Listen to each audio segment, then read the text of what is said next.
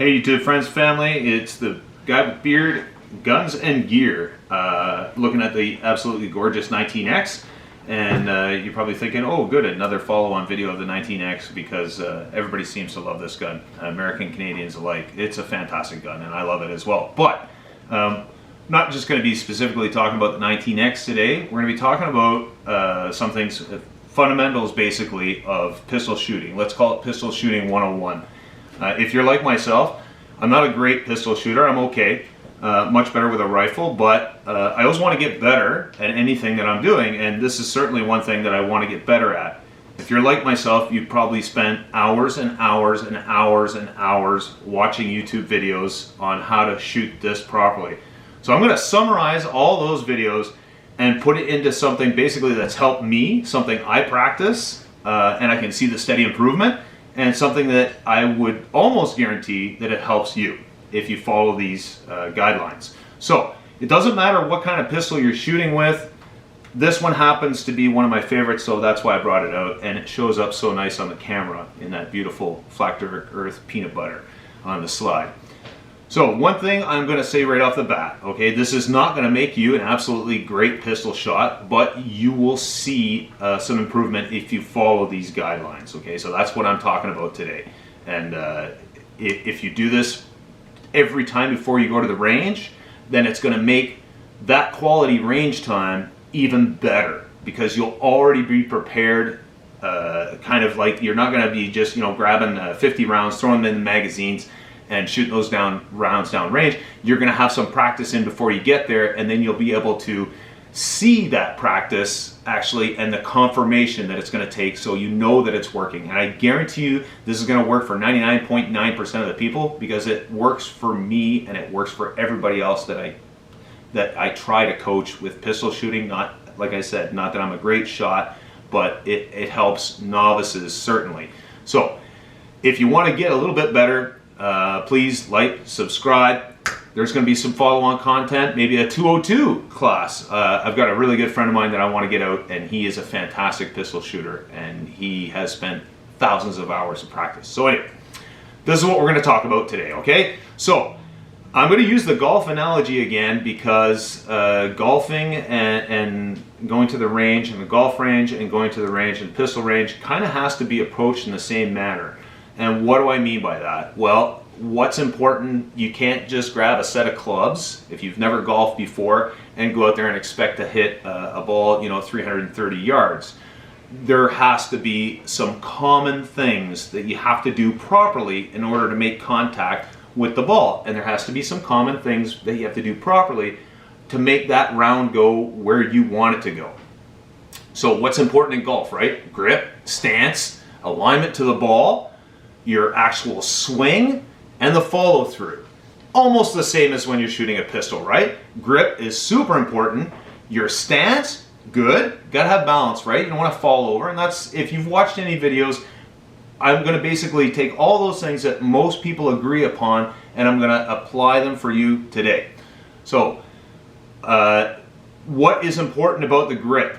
Okay, everybody pretty well agrees, get as high up on the pistol as you can, okay? And you want that hand, forearm, aligned with the sights of the pistol. If I take it at a bizarre grip, okay, and I've got not as much of the meat of the palm of my hand in there, my pistol is already coming up and it's sideways, okay? So that's not going to work. It needs to be naturally straight and as high up on the grip as you can. If I grab it down here, that's an exaggeration obviously. But if I grab it here, you see this space? That's where energy is going to escape. Okay, and that's what you're trying to do, is capture the energy when you squeeze that trigger, press the trigger, and a round goes off. There's two actions. The bullet is leaving the barrel, okay, energy going that way, but there's also the slide moving back and the casing pushing that slide back, which is energy going to the rear. You want to manage that energy as best as possible, both in your grip and also in the recoil. So we'll talk about recoil management and why I think it's actually way more important than most people give it credit for, especially if you're trying to be a fast shooter. If you can learn how to shoot fast, A lot of that is recoil management. Okay, so grip. I want to be as high up on the grip as possible. You want to be in that meat, okay, of your hand, and you want to squeeze with your fingers. This is the difficult part. How hard do I squeeze? People say, well, as basically like holding a hammer, okay? But you don't want to squeeze to the point where you're shaking. Okay, once that pistol starts shaking, you're providing an unsteady platform and you're not going to get a very acceptable sight picture. So, squeeze as much as you need to, but you're going to try and isolate that squeeze front to back. Okay, I don't want to squeeze all the way around in my pistol and just take a big meaty grip on that, although I'd probably be okay depending on the size of your hands, and not everybody's the same. But I've seen little people with little short hands and weighing 95 pounds shoot this pistol very accurately.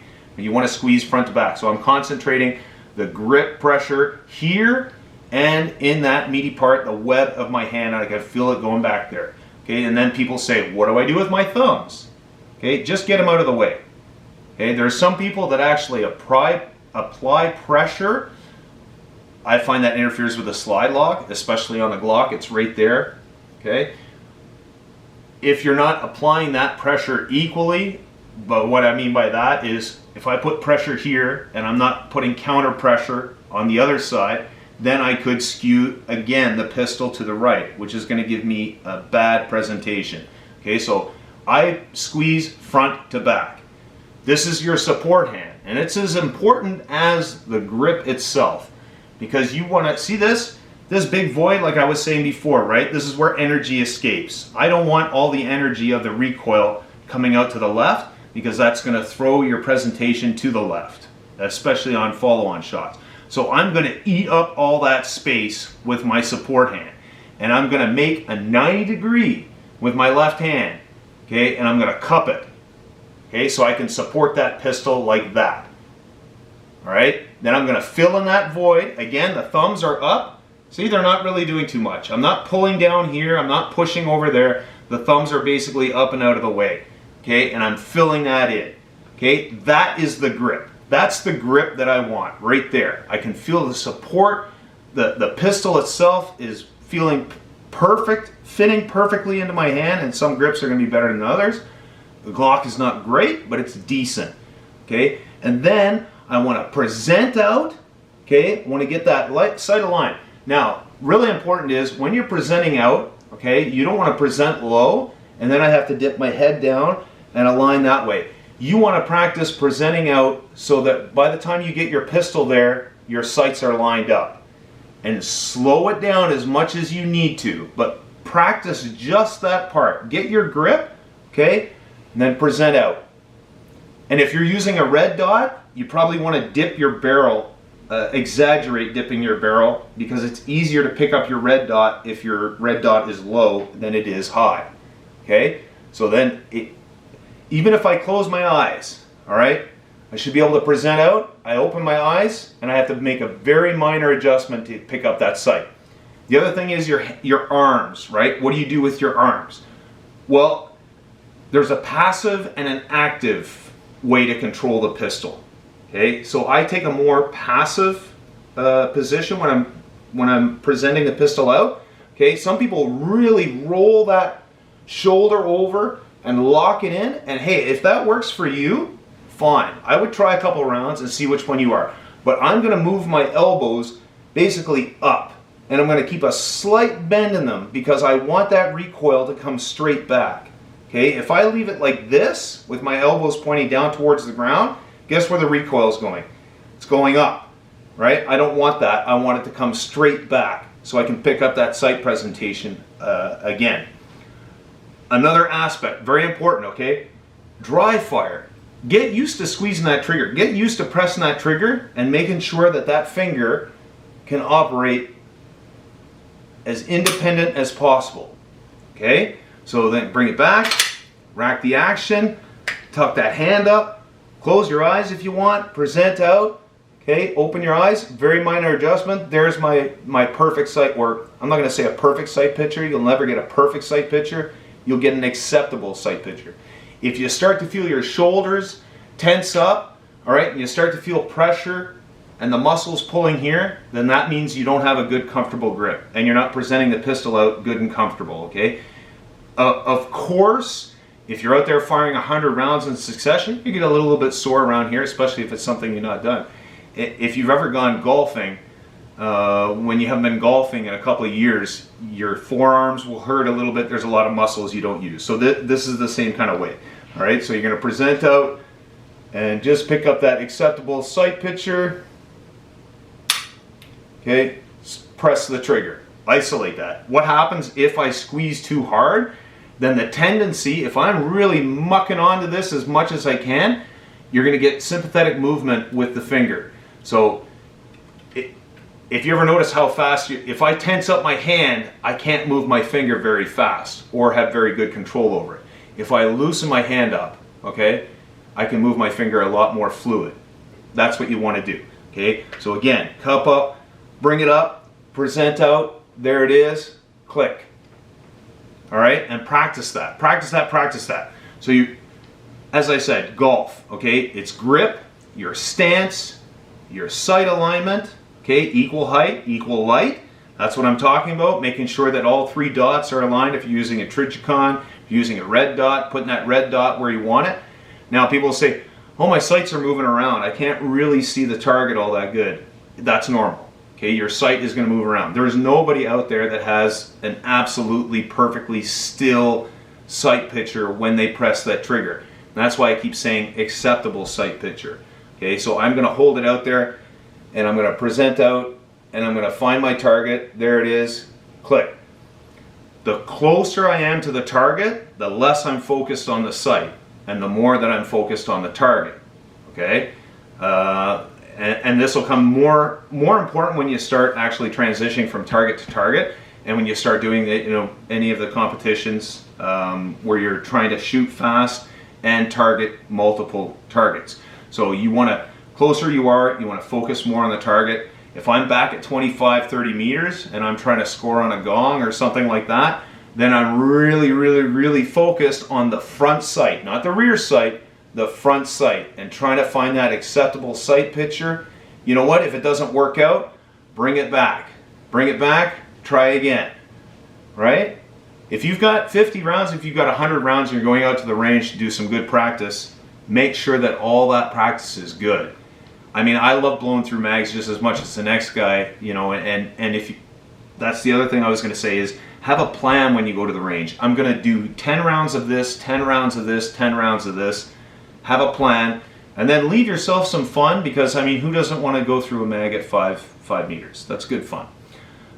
So again, get that sight picture, stance, grip, sight alignment, okay, and that independent trigger press. And if you focus on all those things, not all at the same time, if you're having problems with one, isolate it, really focus on that one, and then you'll see that improve. Now what will probably happen is you'll say, wow, my grip is solid, I think I'm getting a good stance, my sight alignment is acceptable, but I seem to be mashing that trigger, which you can get away with on certain firearms, right? If I take a shotgun out and I start, pinging gongs or whatever, even with slugs, I can mash that trigger. It's not going to matter that much because I'm holding a long firearm. Now with a trigger, with a pistol, it's very important. You want to be as well as you can with pressing that trigger. And if you do those things, so concentrate on the one that you're having the most problems with. It might happen that some of that will drop off. Some of the skills on the other ones might drop off, but you'll pull it together if you practice these dry fire, draw, all that, the presentation before you actually go to the range. Okay, I practice before I go to every range. Okay, and then when I'm at the range, I don't get sucked into that kind of I want to blow through the mags. I save some for myself because, like I said, it's fun. But really practice that, and if you have a holster, you can draw from a holster. If you don't have a holster, you can do it right off a table, okay? Just getting used to that, I would pick the pistol up with the left hand, rotate it around, okay? So almost like I am grabbing it from the holster, come up there with a nice high grip, okay? Get my dominant hand up there now, and then I'm gonna stand like this basically so that I can put that up there and get that out, and I look down, and it's almost every time the sights are perfectly aligned and ready to go. Now, we'll talk about the stance and we'll talk about how to present yourself towards the target.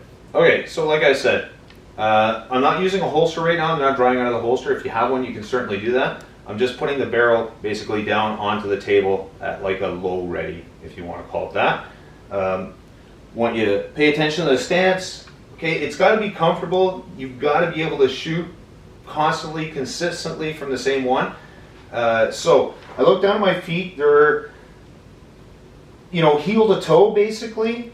You can certainly dig in that back leg a little bit more if you want. You want to drop the right, and I'm assuming that most people are right-handed shooters and right eye dominant. That's what I am. So this is what I'm addressing. It complicates it a little bit if you're left eye dominant. You've got to really work at how to present that and to be up, not necessarily center of your body, but more to the left so that you can use your left eye without having to cock your head over. And that's what's going to save you time on the successive shot. So you dig wherever you're comfortable, okay? You should be stable, all right? If I'm standing like this, somebody comes along and pushes me, or if I'm not expecting the recoil, it's the first time I've fired anything, I'm going to stagger back. So that's not sturdy. So you want to basically be prepared for the force that's coming this way as well as that's going out there. Nice, comfortable stance. I don't have to bend the knees yet. I'm going to square to the target. So my target is down here. The center of my body, if I was to draw a line through it, is going to be squared to that target. Okay. Now, my hands, as I said, should present out, and my sight picture should be basically aligned with a slight adjustment right in front of that. So I'm going to take the firearm, a nice high up grip, as I said, squeezing front to back, trigger along the guard, and get ready for the shot. So I'll put my hand down like this. This is comfortable. It feels good. I'm looking at it. You can see the back of the pistol basically is aligned with my forearm, which is good. That means I've got a nice straight line. And I'm going to bring it up to the shoulder, bending obviously. And I've got that 90-degree cup with my hand. Okay, and break it down slowly. Okay, so up, here, present out nice and straight. Okay, and then before I even squeeze that trigger, I'm going to make sure my support's nice and good. Yep, everything's good. And even right now, I've still got a very good sight picture. And I'm going to just roll my elbows outwards a little bit so I'm getting that recoil straight back. You can have them straight out. I've seen people very successful straight elbows. I prefer a little bend in them, not too much, but just comfortable. And my head is nice and straight up. Okay, I'm going to bend forward just a little bit, just like that. Okay, now I'm going to stay in that same bent forward position. I'm going to drop the pistol back down to the table. Okay, I'm going to bring it back up, present out. There's my sight picture at my target.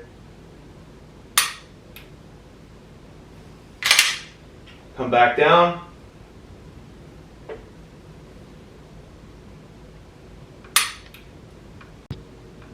Okay, so what did we go over? Grip, stance, alignment, acceptable sight picture, trigger manipulation. You do those things, and I guarantee you practice those things before you go to the range. It's going to make you a better shooter. It has made me a better shooter. It'll work for you guys. These are just some fundamentals. There's many other things that affect it. But if you work on these, I think they're key elements, and I think the puzzle is going to start coming together. And again, if you want to start shooting faster, it's recoil management. But if you do these properly and correctly, you'll get to the recoil management without even realizing you're doing it. So, practice, practice, practice, practice, dry fire, practice before you even go to the range, and then when you go to the range, make it good practice. And that's what's going to, save yourself, have some fun too. This is supposed to be fun. Sport shooting is fun, right? I'm the guy with beard, guns and gear. Hope you like, subscribe, keep following me. We've got more content coming. A little break over the holidays, but we're coming back stronger than ever. All right, have a good night.